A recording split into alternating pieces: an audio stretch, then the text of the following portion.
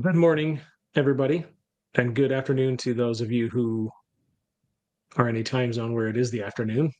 Before we start this episode, I do want to just thank our sponsor. We did have a sponsor this week, unlike last week. This episode is sponsored by Dieter's Movie Quote Training. You heard that right. If you've ever wanted to navigate through life's toughest situations armed with nothing but random movie quotes, Brad has you covered. So if you need to hype yourself up, if you need to, I can't even finish it. If you need to hype yourself up before a workout, he'll train you to yell, "There is no spoon" from The Matrix. If you're at an awkward family dinner, he's got you covered with, "Frankly, my dear, I don't give a damn. Boss asks you to stay late for work. Boom, I'm too old for this" from Lethal Weapon. With Dieter's movie quote training, there's virtually no scenario in life that can't be awkwardly but perfectly expressed through a movie line. Sponsor limited, though, because he only has one noggin, and it's jam-packed with VHS tapes worth of dialogue. So go sign up today and start living your one cinematic line at a time. Your life, one cinematic line at a time. I feel like there's really no life scenario that you don't have a movie quote for that you can just pull out of your noggin and like it's relatable. They're usually like the most obscure B movie you've ever seen. And I'm pretty pumped about that one. I think people should sign up. But we have a fantastic episode for you guys today. And this is a topic. I don't want to say that we've shied away from doing it, but No, Dylan's asked me a million times to do it, and I've said no because I just don't want the pain. So that's accurate. But let me just first preface this episode by stating something that to me is obvious, and that is our audience is mostly female. We know that. A lot of our clients are female. Many of the people that are in our group are female. And so when you have two males who are talking about something that affects females, I think it's probably met with some skepticism, right? Of like, how would you guys know what it's like to be female and deal with these hormones, right? And I think that's a fair skepticism. So I just want to say that, as we go throughout this episode, the intention here is not in any way to, invalidate anyone's experience or say that any of your beliefs, if those beliefs are challenged in this episode, it's not to, say that you're wrong. It's really just we can present the data and science that we know about this so that you can apply that knowledge going forward so that you have a better idea of what does this mean for me and what can I do about it, right? And Brad, you wrote a really good post the other day that touched on this, and I thought it was very well stated. I thought it was very respectful, right? And I just thought we can kind of talk about this in that same way and be educational without making people feel like we're invalidating their experience and just do it in a tactful, respectful way. And so that's what we're doing. It's one of the most, I don't want to say controversial, but I guess it kind of is sometimes, and certainly a misunderstood topic in the health and fitness industry. So, and that is hormones and weight loss, right? So, the big thing is that one of the big questions is always, do hormones prevent you from losing weight? So we'll get into that, and I think it's something that there's nuance to it. So, I think maybe the best place to start, Brad, is let's dive into the, when people say my hormones are messed up, I can't lose weight, right? What they usually mean is they feel different, their energy is not there, the cravings are stronger, maybe recovery is slower, right? So I guess in that sense, is there any place should we start there with what do we mean when we talk about like what hormones are we even speaking of? Maybe that's the best place to start, right? And like how would you explain the difference between these hormones and influencing weight loss, etc.? That's kind of two questions, but I think that might be the best place to start. I mean, I think before we dive into this discussion, I think there's a lot of like high level things we need to lay out on the table because I think it's really important. So one, we're going to talk about a lot of different hormones in this discussion, not just like obviously the topic du jour is menopause, perimenopause, whatever. Yeah. We will talk about that a little bit. But so we're going to talk about a lot about them. So I think there's a few things we just need to like put out on the table of how we frame this discussion and why it's important. The first is I'm not a board certified endocrinologist, so just take that as a grain of salt. I spent a lot of time working in like conditions related to hormones, right? Diabetes specifically. So I've spent a lot of time in this topic, but again, I'm not a board certified endocrinologist. So just we'll put that there. The second thing is it's important to understand that there is a difference between the objective reality of what you're facing and the subjective experience of what you're facing, right? And as humans, effectively all of our life is the subjective experience. So there's a lot of times Right. where what you feel like is happening is in juxtaposition to what the objective reality is, right? This is why eyewitness testimony is the lowest level of evidence in the courtroom, right? It's just not very reliable. I mean, it just that's just the truth, right? So I think you have to divorce yourself, or at least just accept that my subjective experience may not be a true reflection of reality. And when you can do that, it's really powerful. The third is approach this conversation with as little bias as you can. Because I find a lot of times when I have these discussions, people like smuggle in things of what they think I'm saying, right? So, for example, if I say, you know, we'll talk about this later, menopause does not affect your basal metabolic rate to a meaningful degree, and the changes in sex hormones don't meaningfully impact your basal metabolism, right? And then people will say, well, so you're saying that this doesn't have any effect on my biology. No, I'm not saying that. What I am saying is this specific thing, right? So I think that is the first piece. The third piece, or third, fourth, wherever we're at on this list, is this topic can get a little bit complicated. And so it's always important to like bring it back to its most fundamental ideas and first principles thinking, right? Because that's where you can really get to the truth of the matter. So, and then the last thing is we need to understand when we talk about like hormones and body weight, there is like just scale weight, right? And then there is body composition. And those are two different things. And hormones can affect both of those things very differently. For example, if you have very poor cortisol management in an acute setting, you can gain a huge amount of weight very quickly through water weight, right? Like I had a friend of mine, cause I don't know, but maybe a decade ago, he had some like just very weird, bizarre, like acute hormonal crisis where his cortisol levels just were so through the roof for like a few days. And when that happens, you have massive water retention. So he was in the hospital. They were giving him IV fluids because he was just like losing water into his interstitial space, and he gained like 40 pounds of scale weight in like 48 hours just from all the fluid. Right?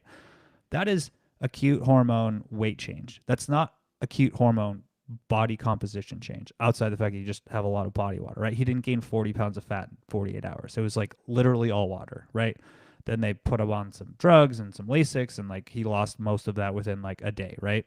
Obviously peed a lot, or his catheter was very busy that day. But like when we talk about weight loss and hormones, it's important to divorce those two ideas: body weight and body composition. And we're gonna have to talk about all of those things because that's kind of how the discussion goes. Probably along with the water weight that you're talking about, a lot of people do experience that for various reasons. And you don't just, I mean, obviously you feel it, but you can also see that in the mirror. Like you can see if you gain a bunch of water weight, you're going to look puffier. Mm-hmm. You're going to feel it because your clothes are a little bit tighter. So in your mind, you're like, well, this is, here's what's happening to me. I'm gaining weight, right? So there is that feel and that visual part of it too, where it's like, I this is my proof that hormones are making me gain weight, right? So, and that is the subjective part of it. So, but there are also, real clinical conditions where hormones do play a big role, right? Thyroid disease, there are rare genetic conditions, but that's not most people, obviously. For the majority, hormones don't rewrite the laws of physics. It's calories in versus calories out. That still applies. Hormones might change how hungry you feel, how much you want to move, how well you sleep, but they don't obviously erase that equation. So, how do you usually explain? Well, I guess, I mean, actually, I think you did a pretty good job of elaborating on the difference in how hormones affect weight loss versus, Yeah.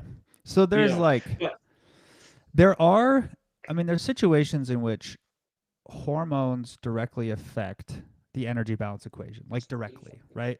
yeah. If somebody removed your thyroid tomorrow and you had no Mhm. thyroid hormone, your basal metabolic rate would drop Right. a meaningful Yep. degree, right? And you Right. probably, if you changed nothing else in your life, you would gain weight over a period of probably weeks and Hmm. months, right? Because Hmm. you have substantially changed your energy equation Yep. directly, Yeah. right? Now, if you correct that through thyroid Hmm. medication, Hmm. it's back to normal, right? Now, obviously, there's like trying to figure out dosage and titration and all that stuff, but like that's a situation where a hormone directly impacts energy expenditure, like in a very Right. direct, meaningful way. But there's a lot of things that affect them in an indirect way, right? So, for example, I'll give you like very extreme examples. Leptin deficiency, right? Hmm. So, leptin is a hormone that's secreted by your adipose tissue Hmm. that helps regulate hunger and physical activity, energy expenditure to try to maintain your body weight within a certain window, right? Sorry, your body adiposity within a certain window. Body weight's a little bit different story. If you have a genetic condition where either your body doesn't make the leptin protein or your body doesn't make the receptor in which the protein binds, it is nearly impossible to have regular body adiposity, right? Even amongst kids who are like 4 or 5 years old, they have a very high level of body adiposity. And it's because there's really no central nervous system governor on hunger. So they're always hungry and they're always eating, Yeah, I was going to say that right? would directly affect hunger, wouldn't it? Yeah. And their drive to move is very low Hmm. because they're basically their body has been genetically tricked into thinking they have low levels of body adiposity no matter how high their body adiposity actually is, right? In humans, you have a linear increase in the production of leptin as your body adiposity goes up. So when you don't have any, you can't control your body adiposity. Now, when you give those people recombinant leptin, a drug that replaces it, it fixes the issue and they go back to regular phenotypes, right? What's very interesting is if you give people with regular obesity, like common obesity is what we call it, the same medication, there's very little effect. Like it works a little bit, but like not to a meaningful degree, right? So what that shows you is there's a big difference between a misfunctioning body on a binary scale of like it's there, it's not, right? You have a thyroid removed, you don't. You have leptin, you don't. Or it working on like a dimmer switch, right? There's a very, very big difference between those two. Most people are in the dimmer switch situation, right? Most of us have, like, if you and I were to have our blood work done, right, for all of our hormones, thyroid, T3, T4, reverse T3, testosterone, estrogen, cortisol, um, parathyroid, like all these different hormones, we have we're all over the map. Like you and I, like your testosterone may be a little bit higher, my estrogen may be a little bit higher, my thyroid may be a little bit higher. Like it's going to be somewhere in these range, and these are all within like physiologically normal levels. And small changes in those generally don't impact your ability to control your body weight. All right, this has been tested. We know this. This is just how it works, right? Um, that's just kind of how the human body regulates itself. And so when we talk about people, in the discussion of, hey, my thyroid's a little bit low, my estrogen levels are a little bit low, my testosterone's a little bit low, like I can't lose weight or I can't improve my body composition. Those things just clinically are not true from a direct perspective. Now, indirectly, those things can impact you, right? If I have like clinically normal but low levels of testosterone, I probably don't feel great, right? I probably don't have high energy. I probably have lower libido. I'm probably not sleeping very well. I'm probably not recovering very well. So it makes it harder for me to train hard, recover, move more, have energy, etc. And so the energy expenditure part of my equation is probably going to be lower than it would be if it was higher. But that's related to the things that you do in your day, and how you feel dictates what you do in your day. So let's speak to a lot of the women that we work with are in that age range where menopause starts to become something you need to manage, right? And I know that obviously, like you said, you're not an endocrinologist, so neither of us are experts at in this area. But what do we see hormonally happen? Excuse me, happen during menopause? Like I said, from a hormone standpoint, I know we see estrogen go down, progesterone goes down, um, maybe cortisol increases. Like, what do we see happen? The reason a lot of women feel less energy, they get hot flashes, they get, you know, their hunger levels change. What's going on there hormonally? Do you know? Like just at a high level? Yeah, I mean, it's, when we talk about like what the profile is, and again, this is not my area of expertise, so bear with me if I'm not 100% technically correct. You get drops in estrogen through like perimenopause, menopause. You get an increase in FSH, so full follicle stimulating hormone, luteinizing hormone, and they continue to produce low levels of testosterone, right? So basically, you lose the hormonal profile of being a reproductive female, right? Yeah. Now, this is where I think the conversation is important and does matter. When we say like the hormonal changes that occur in menopause don't make it impossible to lose weight, what we're talking about is your energy balance equation, right? And I want to talk Mhm. about the body composition, lifestyle stuff in a second, because that's part of the discussion, but a little bit separate. So, what we see in the data objectively is basal metabolic rate doesn't change to a meaningful degree, right? And so, the energy expenditure part of the equation, what actually we see in the data is generally speaking, physical activity levels decrease. And it's to a meaningful degree. I'd have to go look at the studies, but it's a couple hundred calories a day of like non exercise activity drops. And it's usually related to like they're not sleeping as well, they don't have as high energy. It's a fairly large like physical change that women are going through. And so they just don't feel great, right? And so that leads to these drops in physical activity. It generally leads to drops in training volume and recovery. And so energy expenditure changes. And a lot of times people will say, hey, I'm still doing the same things, I'm still eating the same way, and my body's changing. And it's like, yes, your body's changing, but the weight loss energy equation specifically, that's how it's changed, right? Now, when we talk about like the body composition piece, there's absolutely a change in how your body will partition nutrients and how well it Yeah. can build muscle, maintain bone tissue, and like lay down adipose tissue, right? There are changes that favor a more high body composition, like a high body fat composition than a low body fat composition, right? That's definitely true. However, those changes are not to the degree where lifestyle interventions do not override them, Mhm. right? This has Right. been studied in the literature. In fact, they've even done studies where they have tracked, like basically done lifestyle interventions with diet, exercise, tracked body weight changes and body composition, women before, during, and after these changes. And it works out how we would think it works out, right? And so I think that's really good, powerful evidence of like, hey, the subjective experience you're feeling is 100% valid, right? You're going to feel like everything's changing. You're not going to feel as great. Your appetite's going to change. Your desire for physical activity is going to change. Your body is definitely shifting towards it. It is becoming more difficult to build muscle tissue. It is becoming more difficult to maintain bone mass. It's becoming a little bit easier and more permissive for your extra calories to be stored as body fat than it was when you were 20, right? But that's also true of all humans as we age, right? It's just that change is accelerated during that phase for women. And so both of those things can be objectively true, right? The subjective experience is different. The objective truth of the data is what it is.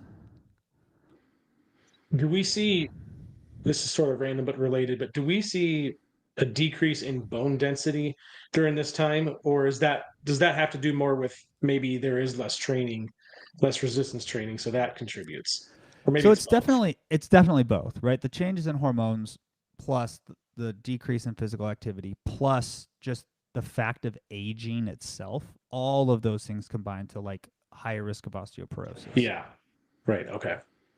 Yeah, because that's just a big one that seems to be, it's a pretty serious risk too. So it's something you want to keep your mind on or be aware of. So, and good, by the way, that I really like how you laid all that out. I think that's super helpful, kind of the way you put all that. But for other, like, here are some other big ones that we hear. We hear about insulin resistance. I mean, insulin is a hormone, and so that's part of what we're talking about here. We hear that, like, it essentially stops, or if you're insulin resistant, you can't lose fat. And we've talked about this before. Like, you obviously, diabetes is your realm of expertise, and so you could speak about that all day. But those types of narratives are powerful because they feel true, but obviously, as we've already gone over, the evidence isn't always the same thing. And so, out of like the ones like that we hear about, so the hormone profiles during menopause, insulin resistance, etc. What have you run into the most? Like, and like, why do you think that particular narrative is so sticky? Like, would you say that do you find insulin is the bigger one that you hear from people more? Yeah, you know what's interesting is I feel like the conversation around that is changing a little bit, but we still hear like, hey, it's much more difficult to lose weight if you have insulin resistance than if you don't. And what's really weird to me is the only place that that's ever actually come from is what I will call the like blogosphere. We've Or social? never, yeah, I mean, it originally Well, came from like that's what you're pre-social talking media, about, right? The though. blogs. Sure. Yeah. There's never been any evidence in the research literature that suggests that that's true, right? There's been some evidence of like, hey, nutrient partitioning and like where excess calories go may be different, but Yeah, it's not the same thing there's we're talking about. yeah, like there's never been any evidence, like not even small trials that I'm aware of, that have suggested that people with insulin resistance have a meaningfully different ability to lose weight. In fact, I've got a Especially study. when medicated, obviously, right? Like, I mean, when you're medicated, then Well, even it's without medication, right. When you right? Now, when lifestyle interventions are controlled. yeah, I mean, so for example, I gotta see if I can pull this up here. I'm trying to find the Well, but while you're looking that up, true or study. false? People still lose fat at the same rate when calories are matched. When I say people, insulin resistant people versus Yeah, non-insulin resistant people. yeah. So here's a study that's actually relatively recently, and the original purpose of the study was a little bit different than what we're talking about here, but the data is actually like exactly what you would ask. So, um, if you take people and one of the ways we can assess insulin resistance in a direct way, sorry, not a direct way, an indirect way, is what is their like circulating level of insulin, right? The higher it is, the higher your insulin resistance is, right? So there would be a few things that would be true if insulin resistance impacted weight loss, right? You would see, you could do a couple different types of studies, but effectively, individuals who had a higher level of insulin resistance would lose less weight than people who with low levels of insulin resistance when you do the same like calorie deficit, control calorie intake, control calorie expenditure study, right? you could also do that on like a linear scale of like low, medium, high, 1 unit to 100 units of insulin in your blood, like whatever. Like it would all track through, right? And so this was a study that actually looked at the purpose of it was, hey, if we match low carb versus low fat diets to their genotype or their physiological profile of low levels of insulin resistance versus high, like do they lose weight differently to like try to optimize diet? But this study basically looked at this question, right? So this is the people who are in the lowest 33rd percentile of insulin. So they had low levels of insulin resistance, and these were the highest, right? And what we see is the weight loss is basically the same across all of them, right? They lost 10 pounds or so in the intervention, right? And what's also important is the distribution of weight loss was almost identical, right? So, like, if you've ever read a box and whisker plot, like, this is the people lost weight in a range of anywhere from they gained weight, which means they didn't really follow the protocol, to they lost a lot of weight, right? 40 pounds, 50 pounds, 60 pounds. And what's interesting is the distributions are almost identical, and the average weight loss is almost identical. So what So it we tells find you this. is Go ahead. your level of insulin resistance does not meaningfully change your ability to lose weight compared to somebody else who has a very low level of insulin resistance or none. And we've come to this same data, same results in like every study that we've done about this, right? Like it just consistently shows Effectively, up. yeah. Now there may be some like Yeah. weird case studies or stuff that's like out there, but it doesn't really negate like what does the large majority of the literature suggest? So, I mean, here's essentially everything that we've covered so far, what you're saying in a nutshell. For insulin resistance, people still lose fat at the same rate when the calories are matched. When it comes to menopause, outcomes are similar across stages when lifestyle is controlled, right? With lifestyle interventions For body weight, yes. or body weight. General, or let's just go general hormone imbalances, unless it's severe, it doesn't override energy balance. And so, why these things feel true is because hormones change how we feel and behave, right? So, our energy dips, cravings go up, our recovery isn't as good, and our lifestyle just changes, right? And that's what impacts results. And those are very real to us, right? The way we behave dictates our circumstances and it becomes our reality. And so we say, well, here's what happened to me, so it must be true, right? Yeah. But you're saying, and we are saying in this episode, that if you go out and meaningfully make lifestyle interventions, or if you were in a controlled setting, a perfectly controlled setting, we could generate the outcome we want with by implementing the interventions that we want to include, right? Yeah. So I mean, that's kind of the overall takeaway, I think, in a nutshell, right? Is you and I think I don't know this is what I want people to take away from it is understand that you're still ultimately in control. So if you feel helpless, I'm 50 years old, I'm 55 years old, or 45, whatever, and you're like, I don't feel the same as I used to. What's the point? It's hopeless. It's not, right? You just might need to make some changes that you wouldn't have needed to make before, right? Is that Yeah. fair to say? And it's going to feel it that's not going to. It may feel more difficult than it did in the past. Right. Right? And And I just think that's what a lot of realize that is a normal experience, yeah. right? I mean, obviously there's not a people have argued there's a mandropause, but like that's not really a thing, right? Like we see declines in testosterone and sometimes we see Testosterone, sure. slight increases in estrogen as we age. But like my subjective experience of trying to change my body at 37 is different than it was at 20, Yeah. right? Like there's obviously the objective truth, right? I'm older, so my ability to build muscle tissue is lower, my ability to recover is lower. Like there's some objective truths there. But the reality is at 37 with at least one full-time job, plus a family, plus everything else going on, like I get less sleep, I have less free time, I'm more stressed. It's harder to prioritize those things. Training feels harder, recovery feels slower.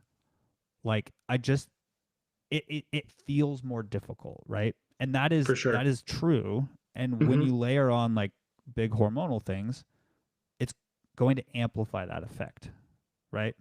Um, but I think like if we go back to let's go back to the like the body composition thing because I think that is something we hear all the time. People are like, oh, my hormones changed, so it's like my body's going to do X, Y, and Z. It's like, yes, that is true, right? And here's the most extreme example. There have been studies where they have taken people. These are almost all in men, so just because the reason these studies are done in men is because of ethical reasons through IRB board approval. But they've taken men and they've given them very large doses of anabolic steroids and put them on a calorie deficit and said, okay, what happens when we like juice this as far in the realm of building muscle tissue with anabolic steroids and put you in a calorie deficit? Depending on the severity of the deficit and the length of the deficit, what happens is these people still lose weight. Like the physics of energy balance still holds true. They just end up either A, losing less muscle mass, or they do see a little bit of an increase in muscle mass and a greater loss of body weight, right? So what happens is the changes in hormones that happen from like pharmacological intervention do affect your body composition, but they don't affect the energy balance equation directly. So so piggybacking off that, um, so if you see the evidence pretty clearly and you take into account everything that we're talking about, to me, you gain back a lot of power that you probably didn't think you had. You realize you're not doomed by biology. It keeps you in control of your, more control of your sleep, training, food choices, stuff like that. And honestly, it could save you money by not wasting money on detoxes and supplements or anything that, aims to like reset your hormones. But here's a question for you. From your coaching experience, or just from, the clients that we see and the clients that we work with, what kind of mindset shift do you see happening when clients like fully understand this and take this into account and then act accordingly? I mean, I think the biggest thing is it reduces the feeling of helplessness, right? But I what do think you a think lot that of like times, I mean, I think a lot of times people go, this is my situation. Doing anything is hopeless. Therefore, I'm not going to do anything. And then it just makes the situation worse, right? It's sort of like we're all going to age and die, right? So once I hit my physical peak at, I'm just making up a number, 35, well, why should I even go to the gym, right? It's like, okay, I'm going, I'm insulin resistant. I have my testosterone's low. I'm going through menopause. My cortisol levels are higher than normal. This is my situation. So I just, what's the point of doing anything? Right? I think when you can remove another reason for people to feel like that, it can be very helpful to spur them to take action. Right? I think when you can give autonomy and control back, and tell people they are more in control of their narrative than they previously thought, I think it's really helpful for trying to help people build habits. I don't think it's a panacea. I don't sure. think it's a magic bullet. I think it's a part of the equation of coaching of like, hey, I know that this feels really difficult and this feels different than when you've tried things in the past, and it's going to feel the subjective experience is probably going to feel like X, Y, and Z. But I want to give you some autonomy and some control over your life of like, hey, here are the things that you can do, and here's what the data says. And there may be days where you feel like this doesn't work, and there may be days where you feel like, what's the point? But like, if you keep going, the results will come. And I think if you can have those conversations with people, that is a big tool of like just building that like belief that you can make things happen. So if you had some practical advice for people, like I would say, obviously we've already mentioned that all of this stuff matters. It shapes the playing field, but doesn't decide the outcome, right? So here's in my advice or my opinion, what you could do practically is at this stage in your life, if this is what you're experiencing, track your lifestyle behaviors alongside your weight. Like there's a lot of behaviors you can track. Look at steps, look at your sleep patterns, look at your workouts. Um, the other piece that I think you have to adjust your expectations as you age, don't you think? Right? Recovery takes longer, but progress is still possible. So you want to make sure that you are one of the things that people, I think, the mistake people make, and we've all done it, is having these expectations that don't actually align with where we're at and are not realistic for us. So I think adjusting your expectations as you age is a big thing, and just understanding that if you're 45, 50, you're like, at some point, you're not a spring chicken anymore, right? And then, of course, a couple things become more important. Protein as you age becomes important. Strength training definitely becomes more important as you age. Those are kind of your non-negotiables, or at least I think the one non-negotiable for sure is strength training. But shameless plug here, this is where coaching really does come in and can shine. And for anyone that is like not sure where to go, you're dealing with all these challenges, you can do this on your own and have a lot of success. But I do want to say, maybe consider getting a coach, because there's a lot that you can learn and do together through this. And everything that Brad and I are talking about, like imagine having that type of guidance like every day for months or for however long you need the guidance, right? Like we can help you adapt as your biology shifts so that you don't get stuck, right? But anyway, Brad, if you had to say like one or two adjustments for practical advice that you'd give people that you've seen make the biggest difference for people in this situation, and they feel like they're holding them back, what would those be? Like one or two just practical tips that you can take away right now. Like if I'm someone I'm a female in my 40s through I'm somewhere between 40 and 60. You're my coach. What would you say? Be skeptical of messages that take away your agency. Yeah, we just talked about a lot of that, didn't we? I mean, that That's a would good be and that's one a of good my point. biggest pieces of advice. And that applies to this. It also applies to way more things than that, Yeah, for sure. right? If someone tells you this is your situation, this is the only outcome, and you have no control, it's very rare that's the case. For sure. And it's generally they're trying to sell you something Yeah, like the solution. Yeah. at the end of the day, right? I mean, Yeah. here's my sell to coaching to you. I'm a big believer of you're in complete control of this journey, right? I mean, there's things outside of your control, right? But like almost all of this is in your control. And what coaching is going to do is it's going to help you take that and turn that into your life, right? I'm not going to sell you supplements. I'm not going to sell you a bunch of like weird things. I'm going to try to show you how to use the tools you have. Right? Think about it like this. Let's say you want to build a house.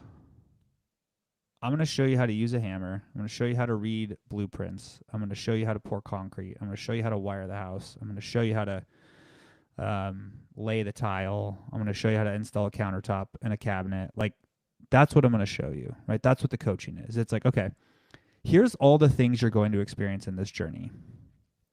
Here's the pitfalls of why you end up probably eating more than you think you do. Here's why you can't maintain high levels of physical activity. Here's what you can expect when you're losing weight and how you're going to feel. Here's some mental tools and models of the world that help you fix that. Like that's what giving you the agency and autonomy is, right? It's not, oh, hey, your metabolism's broken. You have to buy a supplement every month for the rest of your life or it's never going to be fixed. Right? Those are two very different approaches. So I'd say the first thing is be skeptical of things that take away your agency. The second piece is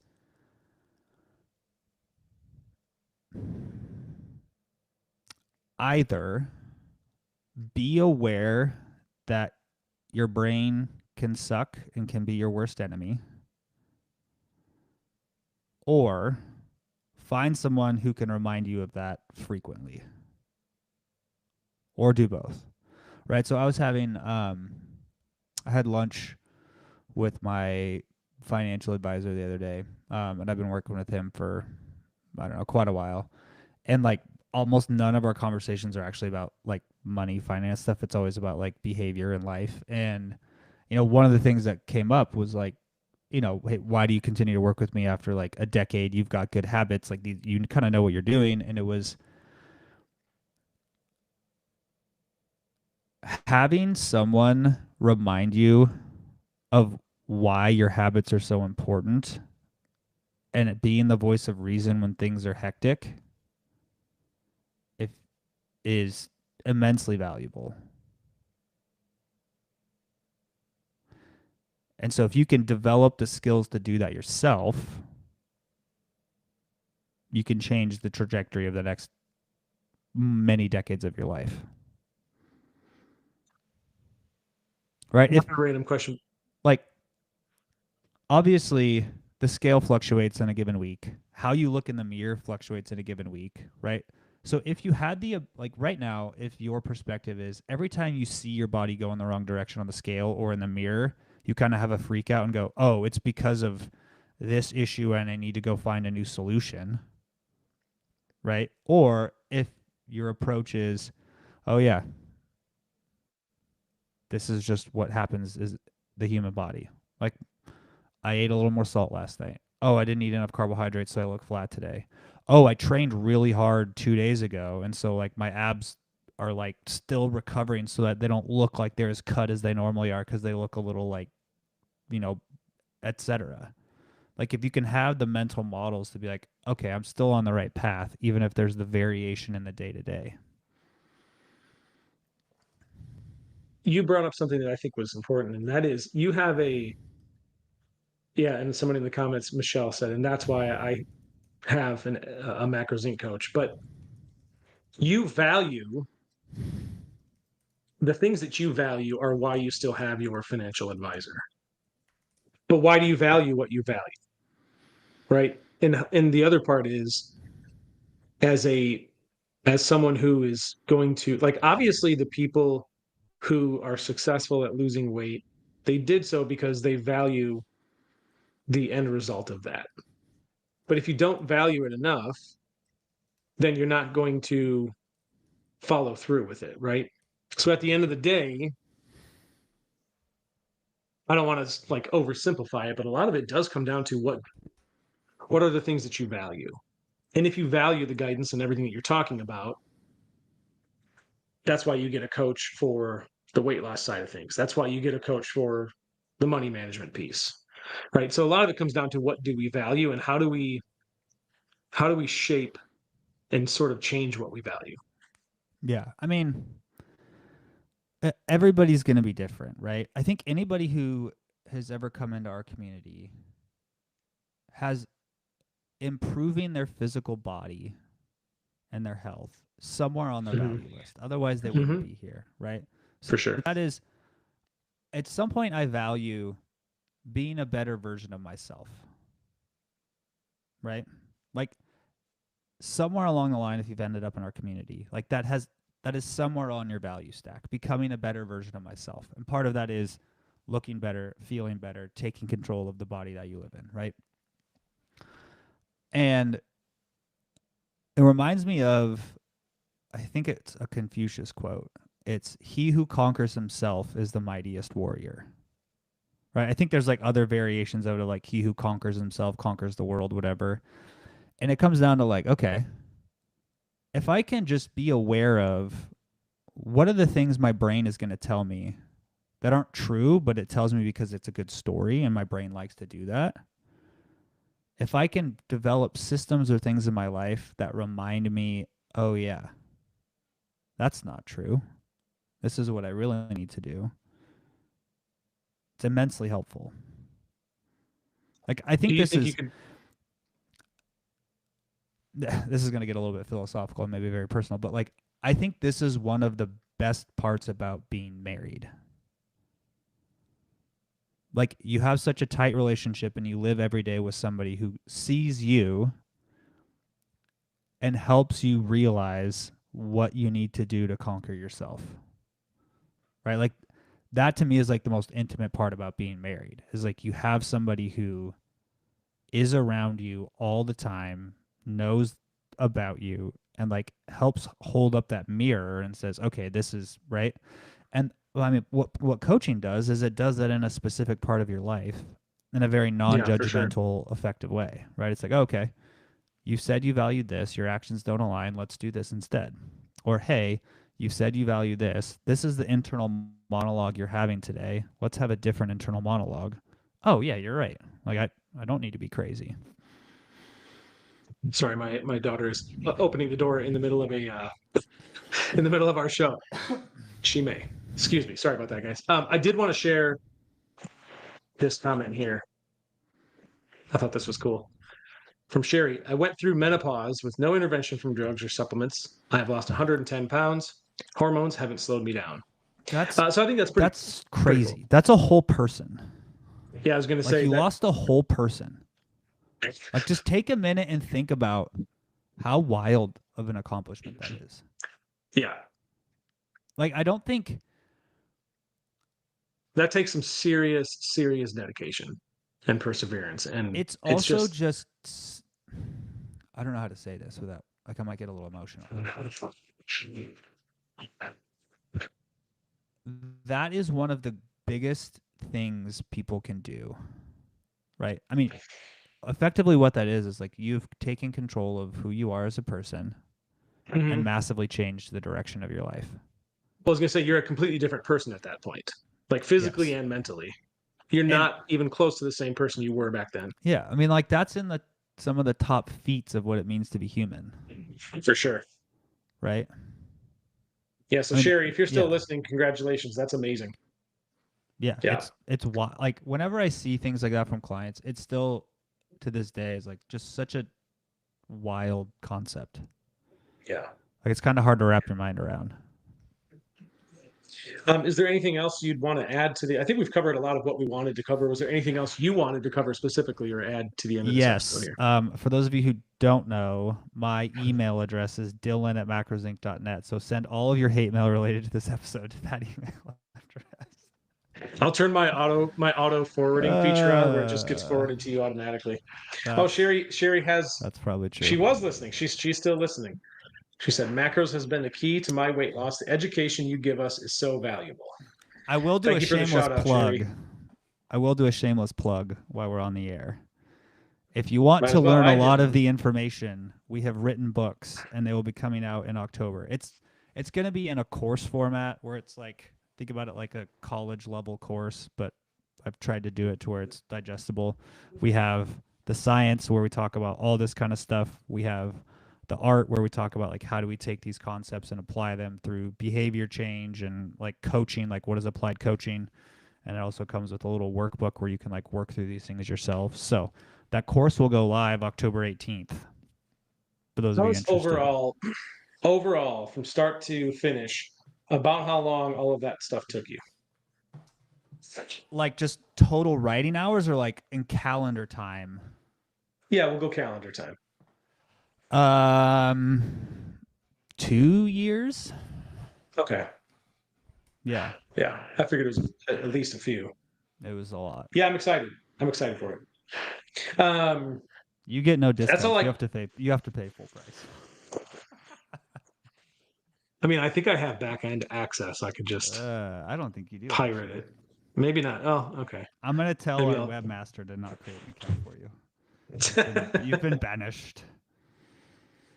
Does anyone have any? I know we got some viewers left, so we've kind of covered what we wanted to cover, and we have a few minutes left. If anyone wants to pop their question into the chat, we'd be happy to answer. Or if you just want to comment about, doesn't even need to be a question. You could just drop a comment about anything, really. But if we don't have any other questions, we can probably wrap this up. But I thought, I mean, hopefully this was a good episode for you guys. Hopefully you found it valuable.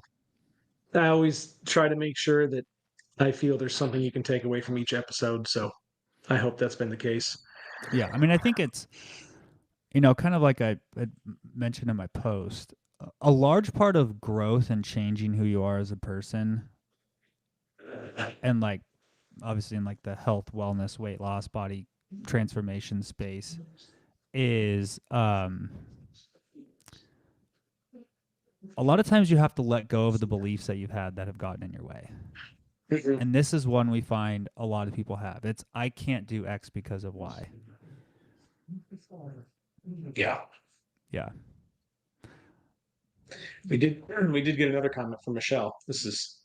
That's for you. Oh, am I the only one trying to zoom in on Brad's books? This has been a comment that a lot of people have made. Um, I will just do one of these times. We'll do like a walk through my bookshelf. I still have a ton of boxes in the basement that I haven't unpacked 6 years later. But like a lot of these are medical reference books that were from grad school. A lot of these are textbooks or books from grad school, like stats books, genetics Isn't books. isn't the isn't the 50 Shades series in there too? No, that's on yours. And then a lot of these are like kind of fun reading books. These are my leftover lab notebooks from when I worked in the lab. Is the bottom section where the split brain book is? That one's either here or it's somewhere up in the Hmm. basement. Okay. Um, What oh, actually, about? I think I maybe gave that to somebody. I also have this Oh, really? really, maybe this is a good habit, maybe it's a bad habit. I just give my books to people. What about the I've one about cancer as a metabolic disease? Or it was something titled something like that, right? This one? How did? Yeah. How did you like that one? Um, it was interesting. I think it's. I don't think it's in its entirety. I don't think it's correct. I think there's a lot of really Interesting. interesting information in there, and I think it. What I think was really here was my main takeaway from it. One, it's very clear that cancer is a very complicated Hmm. disease. It's not a single disease. It is a Hmm. process of biology, Hmm. and a lot of the ways that we have studied cancer to date are fundamentally flawed with how we take those findings and extrapolate them to humans. Right? I mean, Yeah. for example, we study cancer, at least we have historically, in a very specific strain of mice that have genetics that don't really replicate to humans, right? And so Yeah. if a Right. lot of cancer is genetic mutations that occur from random, every cancer may be slightly different, right? And Yeah. so then how Right. you treat that is going to be different. It's I mean, that different. is, Right. yeah, it's sort of like people are like, oh, we're going to cure aging. It's like, well, no. I mean, unless you upload your brain into a computer and you're no longer a biological organism, like you're not going to cure it. How do I do that? I don't want that at all. Um, this is not obviously related, but and we can wrap this up after this. But do you think there will ever be a point in human history where all cancer is curable? No.